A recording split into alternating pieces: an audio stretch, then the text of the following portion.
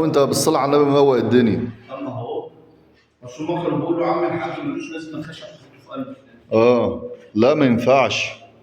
اهو انت دكتور عم رضا مخليك المسافات ديت عشان اللوح ما يلبش، لان اللوح اصلا ضعيف. ايوه. الله ينور عليك يا عم رضا، انت مدرسة. لو في منك اتنين عم رضا في البلد ديت كانت البلد نهضت. كانت البلد نهضت وكنا بقينا في حتة تانية. لا كنا هنطلع لقدام، نرجع لورا ليه بقى يا عم رضا؟ بقى اللي زيك هيطلعنا قدام. اي والله. لو في منك اتنين بس كان اتنقلنا. اهو انت دكتوره وعامل لك سقاسات هنا اهيت عشان يبقى كله بيساوي بعضه طب ما احنا عايزين نفرجها على باب بقى يكون كامل بقى. معلش لف لي ده يا احمد. ده بتاع الحمام اهو يا دكتوره. ماشي. اللهم صل على النبي، ايه الجمال ده؟ اوعى وشك. بالصلاة على النبي. حاجة بسم الله ما شاء الله.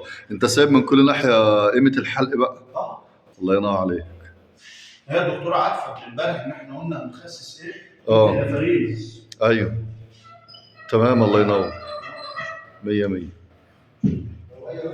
كده بقى مودرن اهو. بعد ما كان كله زي كده سلسلة بقى باب مودرن. الله ينور عليك يا عم ربي.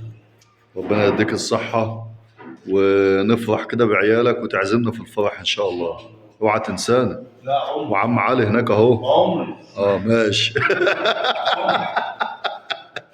حبيبي يا عم رضا.